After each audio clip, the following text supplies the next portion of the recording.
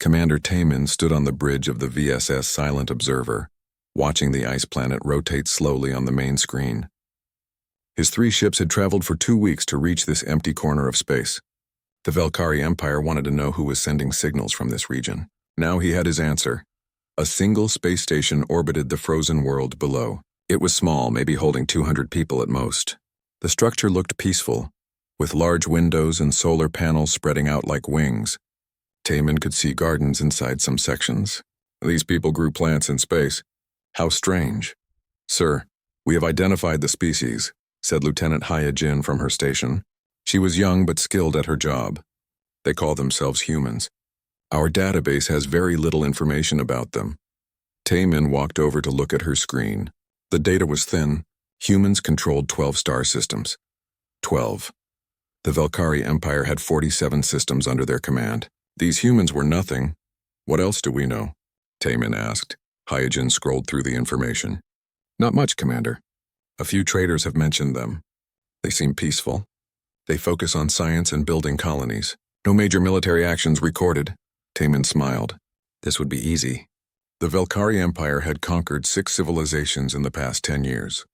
Each time, the other species had fought and lost. The Velkari military was the strongest in this entire sector of space. Everyone knew it. "Open a communication channel," Taemin ordered. The screen changed. A human woman appeared. She had dark hair tied back and wore a simple white uniform. Her eyes were calm as she looked at Taemin. "I am Dr. Jiwoo, director of this research station," she said. Her voice was steady. "Welcome to Horizon's Edge. How can we help you?" Taemin kept his face neutral. "I am Commander Taemin of the Velkari Empire. This system now falls under our jurisdiction. You and your people will submit to Imperial authority immediately." He expected fear. He expected panic. Instead, Dr. Jiwoo simply nodded as if he had mentioned the weather. "I see," she said. "That is quite a significant request, Commander. May I ask what prompted this decision?" Taemin felt a flash of irritation. "The Velkari Empire expands to bring order to the galaxy. Your species has no claim to this region strong enough to oppose us. You have 2 options. Surrender peacefully or we will take control by force." Dr. Jiwoo was quiet for a moment. Behind her, Taemin could see other humans moving calmly through the station. No one was running. No one looked afraid. "Commander, I need to consult with our defense coordination," Dr. Jiwoo finally said. "This is not a decision I can make alone. Would you grant us 48 hours? Taemin almost laughed. Defense coordination? This tiny station with its gardens and scientists had a defense coordination? He glanced at Hyojin. She looked puzzled too. "You have 48 hours, Taemin said. "But understand this, Doctor. My ships have enough firepower to destroy your station in minutes. Do not waste our time with foolish resistance." "I understand perfectly, Commander," Dr. Jiwoo replied. "Thank you for your patience." The screen went dark. Taemin returned to his command chair. This was going better than expected. The humans seemed smart enough to know when they were beaten. "Sir," Hyojin said slowly, "did that seem strange to you?" "What do you mean?" She was too calm. "Most species panic when we arrive. They beg or threaten or try to negotiate. She just asked for time." Taemin considered this. Hyojin had good instincts. She had been with him for 3 years and had never been wrong about enemy behavior. Perhaps humans simply accept reality faster than others. Taemin said, "Send a message to Imperial Command. Tell them we have located a human station and are proceeding with standard subjugation protocols." Over the next hours, Taemin's crew monitored the station. The humans continued their normal routines. They worked in their laboratories. They tended their gardens. Some even exercised in a gym visible through the windows. It was as if 3 warships were not aimed at them. "They are sending messages," reported the communications officer. "Encrypted quantum transmissions. Very sophisticated encryption. Can you break it?" Taemin asked. "No, sir. Not with our current systems. But we can track where they are sending to." "Show me." A star map appeared. The messages were going to multiple locations across human space. All 12 of their systems were receiving data from this small station. "They are calling for help," Taemin said with satisfaction. "Let them. By the time anyone arrives, this station will be ours." But Hyojin was frowning at her console. "Sir, the volume of data is enormous. They are not just sending distress calls.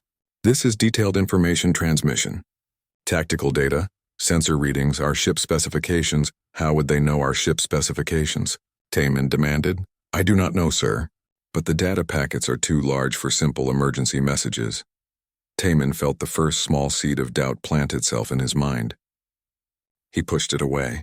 The Velkari Empire had the finest military in known space. 3 ships were more than enough for one research station. Hours passed. Taman tried to rest but found himself returning to the bridge again and again. Each time the scene was the same. The humans worked. The station orbited. The ice planet turned. On the second day, a small ship approached from deeper in the system. It was fast and sleek, built for speed rather than fighting. Incoming vessel, announced the tactical officer. Human design. Minimal weapons. Requesting permission to dock with the station. Deny their request, Taman ordered. Hail them. A young human woman appeared on screen. She wore a pilot's uniform and had short hair. I am Captain Bora of the Swift Dawn, she said. I am here to evacuate the civilian scientists from Horizon's Edge. Permission denied, Taman said firmly. The station and all personnel are now under Velkari authority. You will leave this system immediately. Captain Bora looked at him with an expression he could not quite read. Was it pity? No, that made no sense. Commander Taman, she said. I have been asked to deliver a message from the Terran Defense Coordination. Speak. This is your final opportunity to withdraw peacefully. We do not wish for conflict. However, if you continue to threaten our people, you will face the consequences. Taman stood up from his chair. You dare threaten the Velkari Empire? Your species controls 12 systems. We control 47. You have no military reputation, no history of warfare. You are scientists and farmers playing at being soldiers. Captain Bora touched a control on her panel. Commander, I am transmitting data to your ship now. Yijin's console beeped. She looked at the incoming information and her face went pale. Sir, she said quietly, you need to see this. Taman walked to her station. The data was impossible. It listed every detail about his 3 ships. Crew numbers, weapon types, engine signatures, shield frequencies, information that should have been classified and protected. How did you get this? He whispered. We have been monitoring you since you entered this region of space, Captain Bora said. We know everything about your ships, Commander. We know your orders. We know Imperial Command authorized force if necessary. We are giving you one chance to leave before this situation becomes unfortunate. Taman felt anger rising in his chest. This changes nothing. You are bluffing, trying to scare us with stolen intelligence. My orders stand. You have 48 hours. Then we take the station. As you wish, Captain Bora said sadly. We tried. Her ship turned and accelerated away, vanishing into quantum space within seconds. Taman stood on his bridge feeling less certain than when he had arrived. Something about all of this felt wrong. Yijin, he said, contact Imperial Command. Tell them about the human intelligence capabilities. Something here does not add up. Yes, sir. But even as he gave the order, Taman told himself he was being cautious, not afraid. The Velkari Empire had never lost a confrontation. They would not start now. These humans would learn what every other species had learned. The Velkari were unstoppable. He had no idea how wrong he was. The hours crawled by like wounded animals. Commander Taman watched the timer on his display count down. 36 hours remained until the deadline. The human station continued its peaceful rotation around the ice planet, unchanged and unconcerned. Hyojin had not left her station in 12 hours. She studied every piece of data they had on humans, which was frustratingly little. The Velkari intelligence network spanned hundreds of worlds, yet these humans barely appeared in their files. I have something, sir, she said, rubbing her tired eyes. Imperial archives show humans established their first colony 70 years ago. In that time, they have settled 12 systems. But look at this population data. Taman moved to her console. The numbers seemed wrong. This says they have over 30 billion people across their space. Yes, sir. That is a very high population for only 12 systems. Most species spread their people thin when colonizing. Humans concentrate them. What does that tell us? Hyojin hesitated. I am not sure. But concentrated populations usually mean strong infrastructure. Good organization. They are not desperate colonists fleeing a dying world. They are expanding methodically. Taman nodded slowly. The Velkari had assumed humans were weak because they held few systems. But perhaps they were simply careful. Cautious, building strong foundations before expanding further. What about their military? He asked. That is the strange part, sir. We have almost no data. A few merchant ships have seen human patrol vessels. All reports describe them as polite but professional. No conflicts recorded. No wars with neighbors. It is as if they appeared in the galaxy and chose to be invisible. No species is invisible by choice, Taemin said. They are hiding something. On the station, Dr. Jiwoo worked in her laboratory. Taemin had kept a camera focused on her. She moved between computers and scientific equipment with calm efficiency. Sometimes she stopped to drink tea. Other times she spoke with her colleagues. Never once did she look worried. The communications officer interrupted his thoughts. Sir, the humans are still transmitting. The same encrypted messages, continuous for 30 hours now. Have we made any progress breaking the encryption? No, sir. Our best cryptographers say it would take months, maybe years. The humans use quantum entanglement for their communications. Each message is unique and cannot be intercepted in any traditional sense. Taemin felt frustration building. The Velkari military prided itself on superior technology. Yet these peaceful humans had communication systems that made Velkari encryption look primitive. A message arrived from Imperial Command. Taemin read it on his private console. The High Command had reviewed his report about human intelligence capabilities. Their response was dismissive. Proceed as planned. 12 systems pose no threat to the Empire. Do not allow minor technological surprises to undermine your mission. The message went on to provide analysis. Human space bordered no major powers. They had no allies on record. Trade was minimal with other species. In the view of Imperial Command, humans were isolationists who had gotten lucky with a few good technologies. They would fold under pressure like everyone else. Taemin wanted to believe it. But his instincts, sharpened by 15 years of military service, told him something different. He had fought many battles. He knew the look of a desperate enemy. He knew the sound of empty threats. This felt like neither. Heejin, run a deep scan of the local space. Look for any ships hiding in the area. Yes, sir. But our sensors are very powerful. If there were ships nearby, we would have detected them already. Do it anyway. The scan took an hour. Heejin studied the results carefully before reporting. Nothing, sir. No ships within 5 light hours except our 3 vessels in the station. If humans are coming, they are very far away. That should have been comforting. It was not. Dr. Jiwoo appeared on the communication screen without warning. Taemin had not requested contact. She had initiated it herself. Commander Taemin, she said pleasantly, I wanted to give you an update. We have consulted with our defense coordination as promised.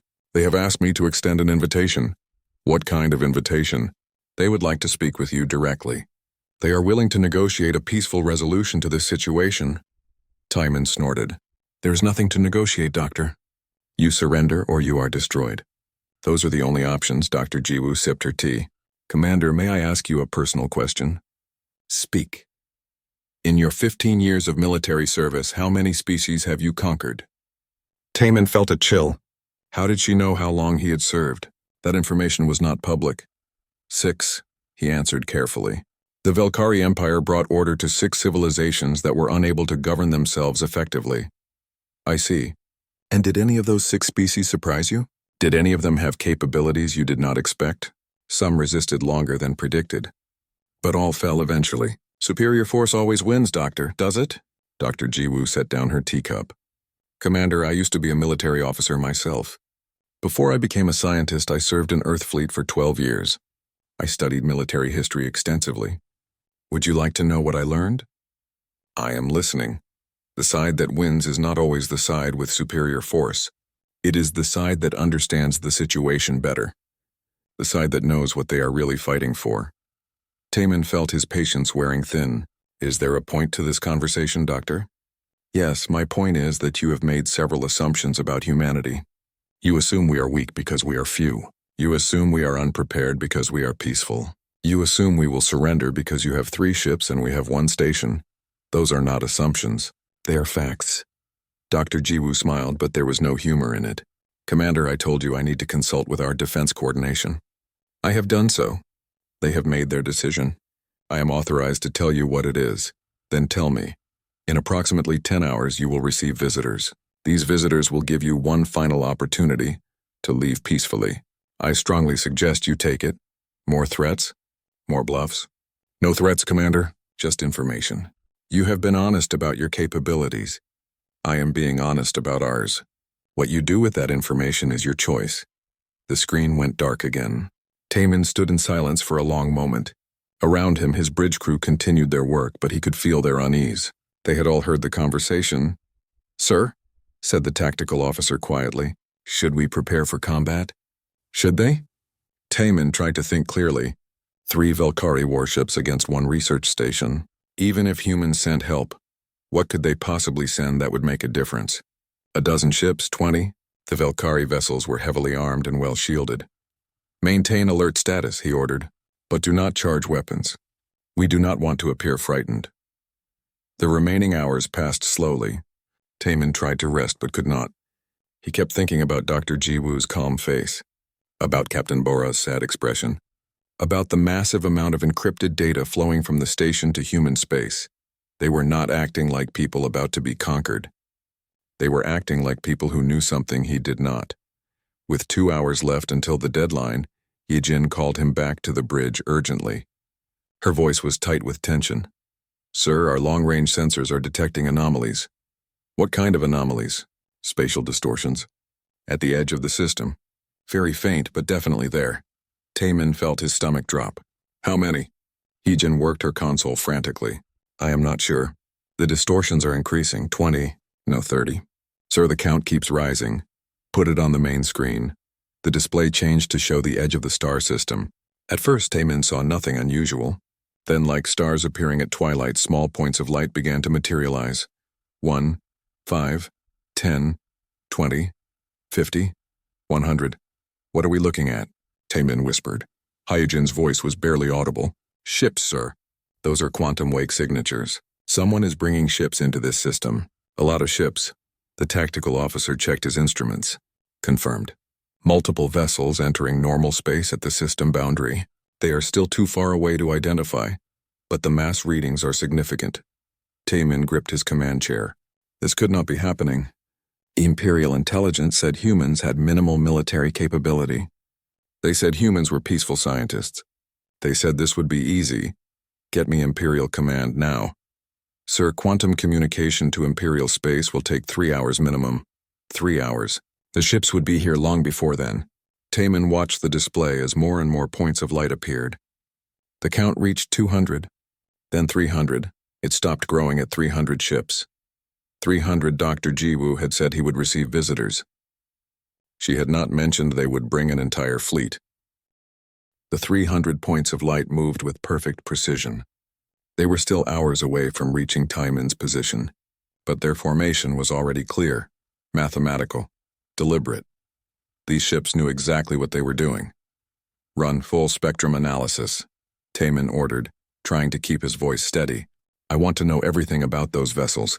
The sensor officer worked quickly. Sweat beaded on his forehead despite the cool bridge temperature. "Sir, I am getting readings now. Ship classifications are coming through. Report. I count 50 capital-class vessels. Each one is approximately twice the size of our heavy cruisers. 100 medium-class warships similar to our destroyers, and 150 smaller vessels for escort and rapid response." Taman felt the blood drain from his face. 50 capital ships. The entire Velkari Third Fleet had only 30 capital ships, and that was considered a massive force. These humans had brought 50 to protect 1 research station. "Sir, I am detecting the flagship now," the sensor officer continued. "It is." "Commander, the mass reading must be wrong. Show me." A new image appeared on screen. One ship was significantly larger than all the others. It dwarfed even the massive capital vessels surrounding it. The computer struggled to classify it, finally settling on a designation: Super Dreadnought. "That ship is 5 times the size of our largest vessel," Heejin said quietly. "Look at the weapon signatures. Rail cannons, missile batteries, energy weapons. It is a flying fortress." Taman could not speak. His 15 years of military experience had taught him to assess enemy strength quickly. What he was seeing now defied all logic. This was not a rescue force. This was an invasion fleet. No, it was bigger than an invasion fleet. This was the kind of armada you sent to end civilizations. "Incoming transmission," said the communications officer. "Audio and visual. The signal is strong and clear." On screen, a human man appeared. He was older, perhaps 60, with gray hair cut short. His uniform was dark blue with gold insignia on the shoulders. His eyes were sharp and intelligent. Everything about him spoke of command, of authority earned through decades of service. I am Admiral Kyung-soo of the Terran Defense Fleet, commanding officer of the TDF Indomitable. To whom am I speaking? Taman straightened in his chair. Whatever else happened, he would face this with dignity. I am Commander Taman of the Velkari Empire, commanding the scout vessel Silent Observer. Commander Taman, I have been informed that you issued an ultimatum to our research station Horizon's Edge. I am here to address that situation. Admiral, this is a Velkari matter. We are enforcing Imperial sovereignty over this region of space. Admiral Kyung-soo's expression did not change. Commander, you have threatened civilian human personnel.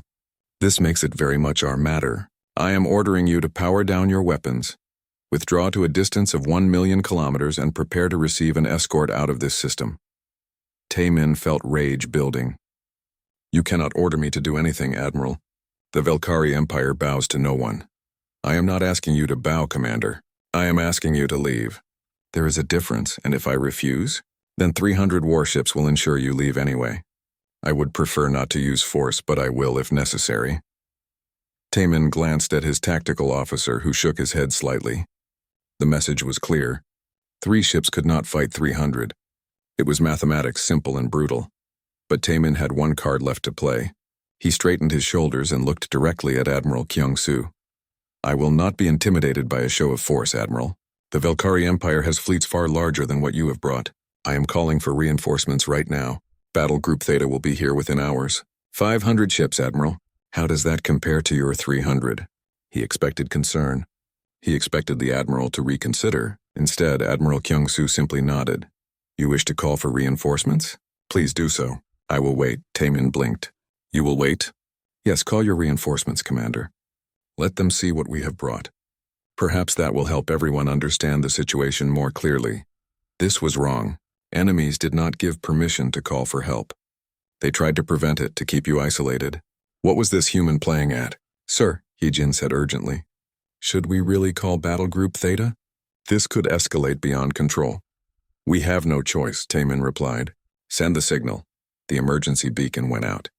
Somewhere, 3 systems away, Fleet Admiral Dal would receive the call. The massive Battle Group Theta would begin their quantum jump immediately. They would arrive ready for battle. The signal is sent, Taemin informed Admiral Kyung-soo. My reinforcements will be here in 2 hours. Then we have 2 hours to talk, the Admiral replied. Commander, may I ask why you are doing this? Doing what? Threatening civilians. Claiming territory that is not yours. The Velkari Empire is 3 weeks' travel from here. This region of space has been documented as human territory for 50 years. Why come here now and start trouble? Taemin felt defensive. The Empire expands to bring order and civilization to the galaxy. We have brought peace to 6 species who were lost in chaos. Is that what you call it? Peace? Admiral Kyung-soo leaned forward slightly. Commander, I have read the reports. The species you brought peace to were conquered, occupied, and forced to accept Velkari rule. Their cultures were suppressed. Their governments dissolved. That is not peace. That is subjugation. They are better off under our guidance, are they? Or are you simply more powerful, and might makes right in your philosophy? Taemin had no answer to that. He had never questioned imperial policy. It was not his place to question. He was a soldier. He followed orders. The 2 hours passed with agonizing slowness. Admiral Kyung-soo's fleet maintained their perfect formation, a sphere surrounding Taemin's small group of ships. The humans sent no threats, made no aggressive moves. They simply waited. Heejin spent the time analyzing the human vessels. What she found was troubling. Sir, these ships are using technologies I have never seen before. Their shield generators are incredibly efficient. Their weapon systems have targeting computers that track thousands of objects simultaneously. And look at this. She put an image on screen showing one of the human destroyers.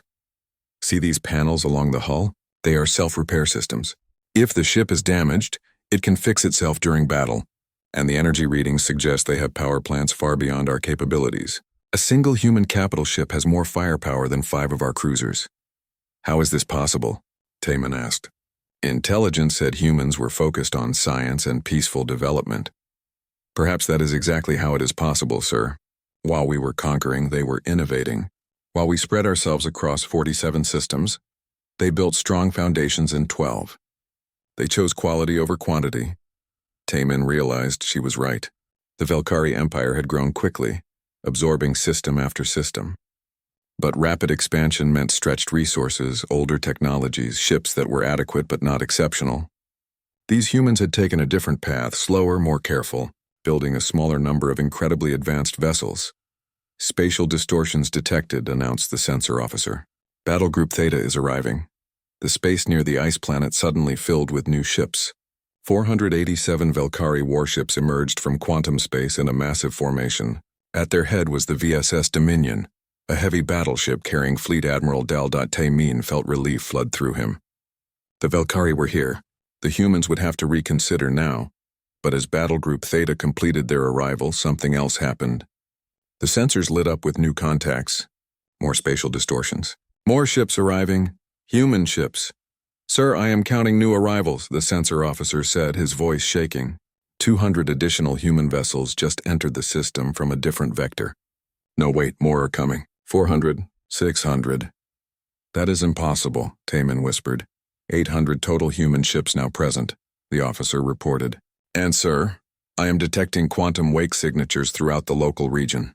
There are more ships holding position in nearby systems, many more. Admiral Kyung-soo's face reappeared on screen. He looked patient, almost sympathetic. Commander Taemin, Fleet Admiral Dal, let me save you some time. You are currently looking at 800 Terran Defense Fleet vessels. We have another 600 ships holding position 2 light-years from here.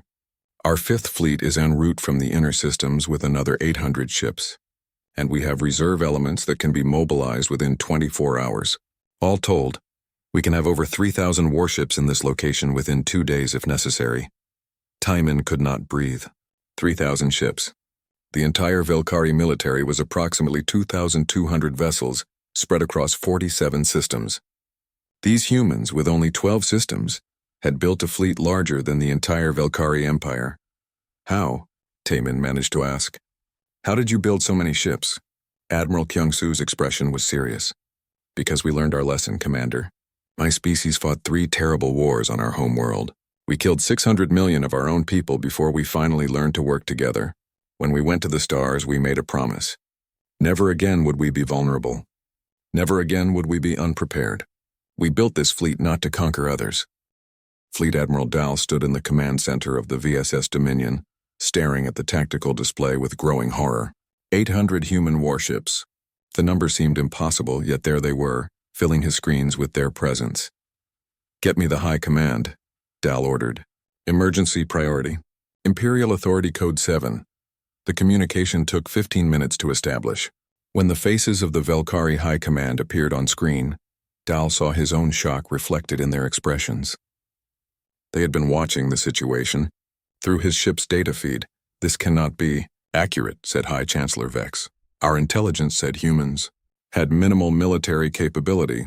Your intelligence was wrong, Dal said flatly. I am looking at a fleet that outnumbers everything we brought by 2 to 1, and they claim to have thousands more ships available. They are bluffing, are they? Dal gestured at the display. They were ready for us. They knew we were coming. They had reinforcements positioned before we even arrived. This level of coordination suggests extensive military infrastructure.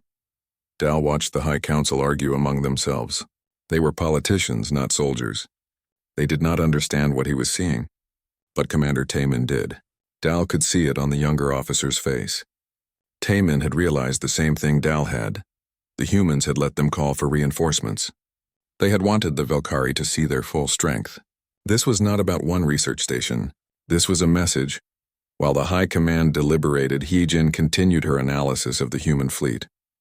What she discovered made the situation even worse. Fleet Admiral, she said quietly, approaching Dal's command station. May I show you something? Dal nodded. Heejin transferred data to his personal screen.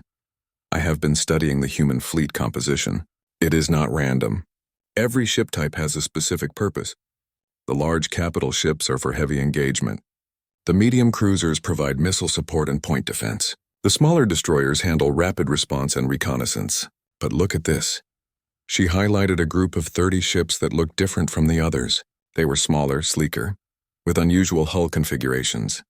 These vessels are electronic warfare platforms.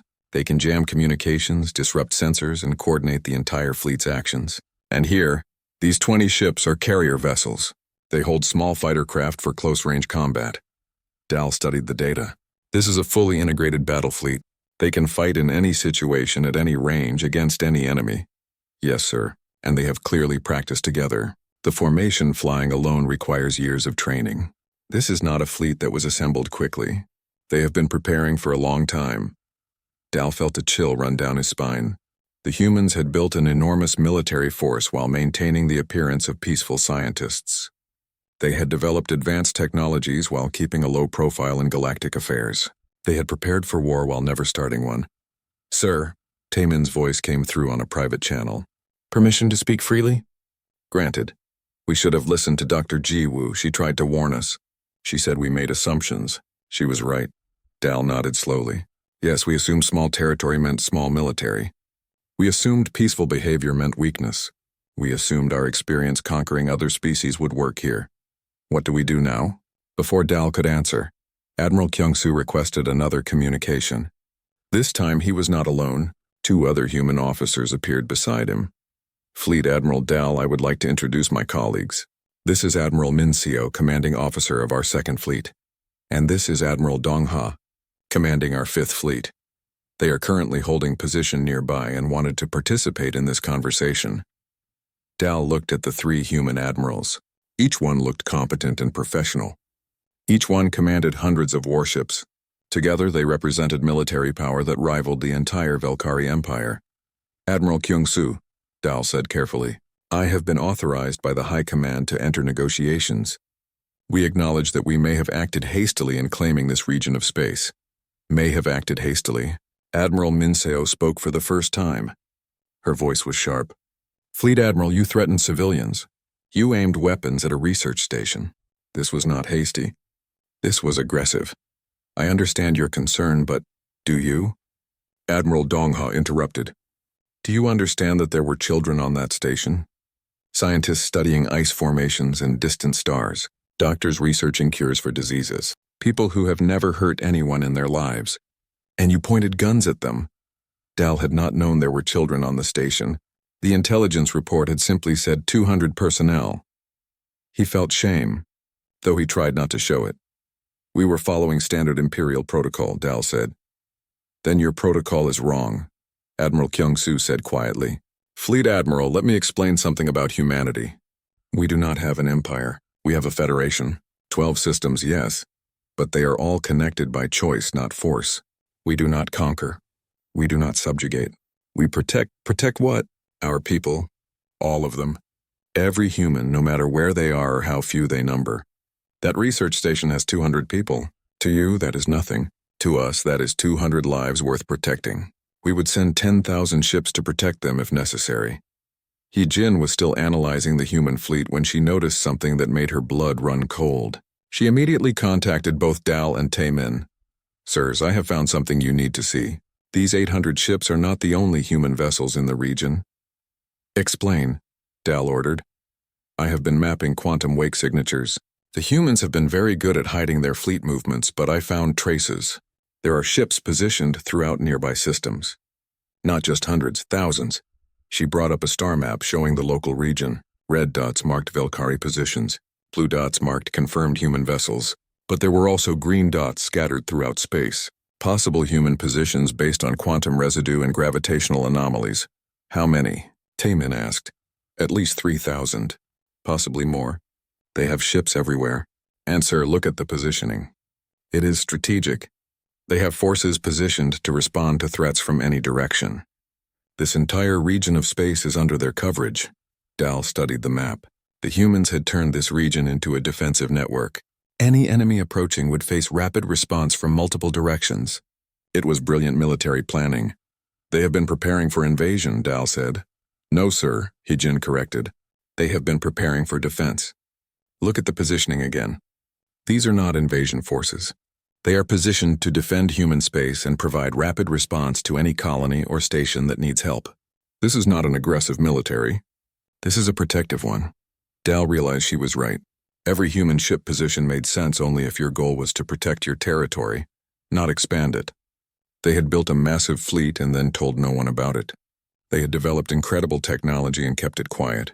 Also, they could live peacefully while being ready if someone threatened them. Incoming transmission, the communications officer announced. It is from Captain Insu of the human destroyer Resolute. He is requesting a personal conversation with Commander Taemin. Dal looked at Taemin, who seemed surprised. Permission granted. A young human man appeared on screen. He wore a simple uniform and held a cup of tea in his hands. His smile was friendly. Commander Taemin, I am Captain Insu. I wanted to talk to you officer to officer, not as enemies, but as professionals. What do you want to discuss? Taemin asked warily. Tea, actually. I have been drinking this blend for years.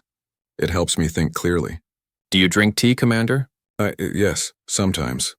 Good. I think clearly thought is what we all need right now. Commander, I have read your service record. 15 years of military service. Many successful campaigns. You are clearly a skilled officer. How did you get my service record? Captain Insu smiled gently. We have good intelligence services, but that is not my point. My point is that you are a good officer following orders. I understand that. I follow orders too. But sometimes orders are based on bad information. Sometimes our leaders make mistakes because they do not understand the full situation. What are you suggesting? I am suggesting that you are facing a situation your leaders did not anticipate. They sent you here thinking this would be easy. But it is not easy. It is actually very dangerous, not just for you, but for your entire empire. You have the opportunity right now to prevent something terrible. Taemin was quiet for a moment. What do you think I should do? Tell your leaders the truth. Make them understand what you are seeing. 3,000 human warships is not a bluff. It is not a trick, it is real. And if this situation escalates, many people will die on both sides. You have the power to prevent that by surrendering. No, by negotiating, by stepping back from the edge. By helping your leaders see that there are other ways to solve this besides violence. The conversation ended, but it stayed with Taemin. Captain Insu had been kind, respectful even, but his message was clear. The humans did not want war, but they were absolutely prepared for it. Dal received a priority message from the High Command. After hours of debate, they had made their decision. The Velkari Empire would enter negotiations with humanity. The diplomatic vessel Accord floated in neutral space exactly halfway between human and Velkari territory. It was a small station, built specifically for meetings between species who did not entirely trust each other. Commander Taemin thought it was perfect for this situation. 3 days had passed since the standoff at Horizon's Edge. 3 days of tense waiting while both sides prepared for negotiations. The massive fleets had withdrawn, but everyone knew they could return within hours if needed. Taemin stood in the docking bay, waiting for the human delegation to arrive. He still could not quite believe he was here. A week ago, he had been a confident officer on a simple mission. Now he was representing the Velkari Empire in negotiations that could determine the future of his entire civilization. Lieutenant Haijin stood beside him. The High Command had chosen both of them for the delegation. Taemin suspected it was partly punishment for starting this crisis, but also recognition that they had direct experience with humans. They had seen the fleet. They understood what was at stake. Nervous? Haijin asked quietly. Terrified, Taemin admitted. There was no point in pretending anymore. The human shuttle docked smoothly. The airlock opened and 3 people stepped through. Taemin recognized Admiral Kyung-soo immediately. The other 2 were new. One was an elderly human man with white hair and kind eyes. He wore simple robes rather than a military uniform. The other was a middle-aged woman in diplomatic dress carrying a data pad and looking very professional. Admiral Kyung-soo made introductions. Commander Taemin, Lieutenant Haijin, I would like you to meet Ambassador Yoon and his assistant, Counselor Subin. Ambassador Yoon has been handling human diplomatic relations for 30 years.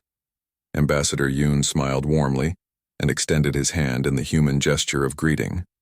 Taemin awkwardly shook it. Thank you for agreeing to meet with us, Yoon said. His voice was gentle but firm. I understand this has been a difficult situation for everyone involved. They moved to a conference room. The space was simple and neutral, with a round table to ensure no one sat at a position of power. Taemin appreciated the thought that had gone into every detail. Before we begin formal negotiations, Ambassador Yoon said, settling into his chair, I would like to ask you some questions, Commander Taemin. Not as an interrogation, but to help me understand. Is that acceptable? Yes, Taemin replied. When you arrived at Horizon's Edge, what did you expect to find? Taemin thought carefully before answering. I expected to find a small, frightened outpost. I expected them to surrender quickly or be destroyed easily. I expected this to be like every other species the Velkari Empire has encountered.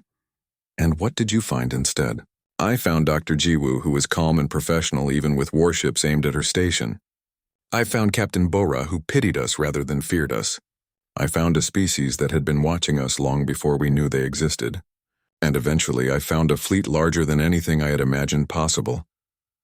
Ambassador Yoon nodded. Why do you think humanity built such a large military fleet? To conquer, Taemin said automatically. Then he paused. No, that is not right. If you wanted to conquer, you would have done so already. You built the fleet to defend. But why such a large fleet for only 12 systems? Because of our history, Ambassador Yoon said sadly. Commander, how much do you know about human history? Very little. Our intelligence files are limited. Then let me tell you a story. Ambassador Yoon leaned back in his chair. Humanity evolved on a single planet called Earth. For thousands of years we lived there, building civilizations and destroying them. We fought wars over religion, resources, territory, ideology. We killed each other in numbers that seem unbelievable now. Hee-jin spoke up. How many died in your wars? In our final 3 global conflicts, over 600 million people. That is more than the entire population of some species. We killed that many of our own kind before we finally learned. The room was silent. Taemin tried to imagine that level of death and could not. The Velkari had fought wars, but nothing on that scale. What did you learn? Taemin asked.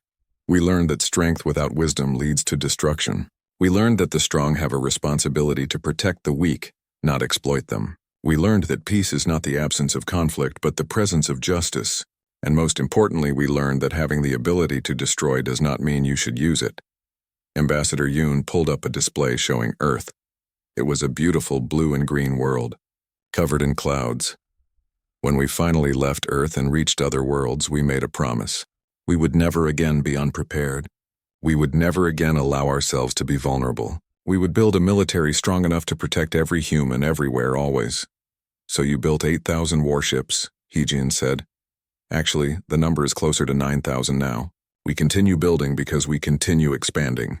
But here is the important thing, Lieutenant. In the 70 years since we left Earth, we have never used that fleet for conquest. Not once. Every war we fought was defensive or to stop genocide.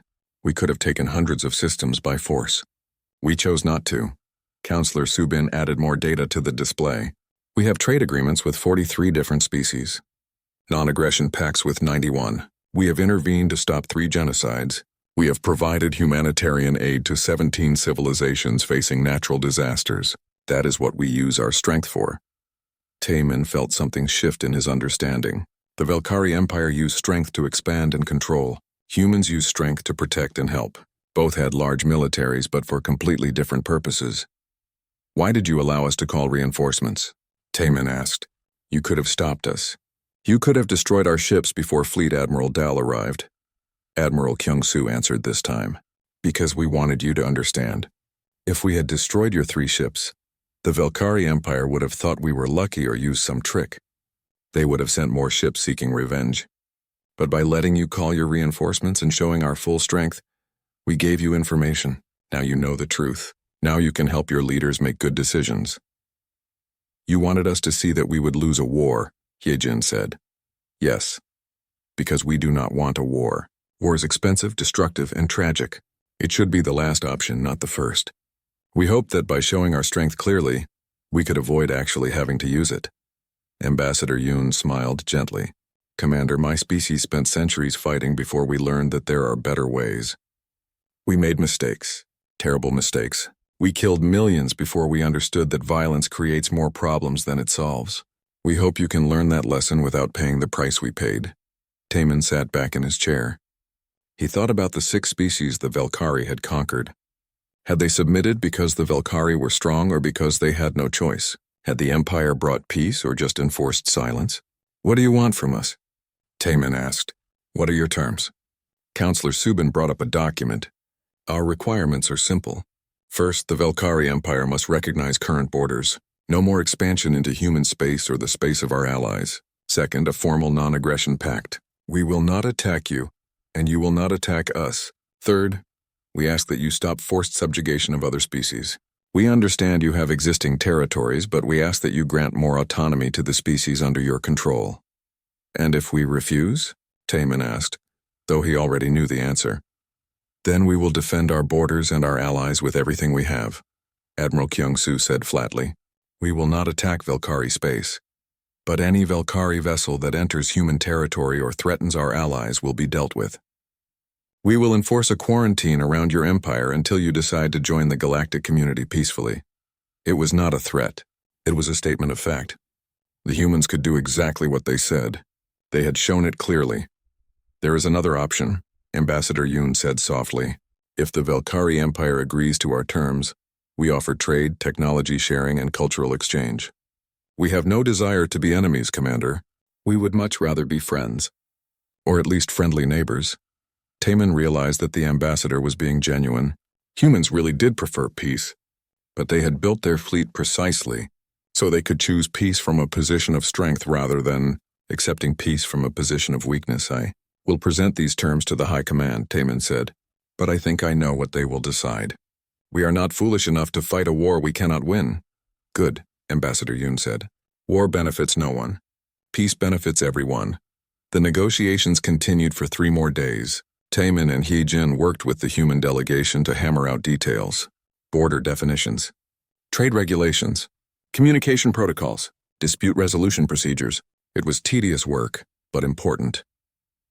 During breaks, Taman found himself talking with Admiral Kyung-Soo about military matters. The Admiral was surprisingly open about human tactics and philosophy. We train constantly, Kyung-Soo explained. Every ship, every crew, every officer. We run simulations of every possible scenario. We study battles from our history and from other species' histories. We try to learn from every mistake, ours and others. That must be expensive, Taman said. It is. But do you know what is more expensive? Losing a war.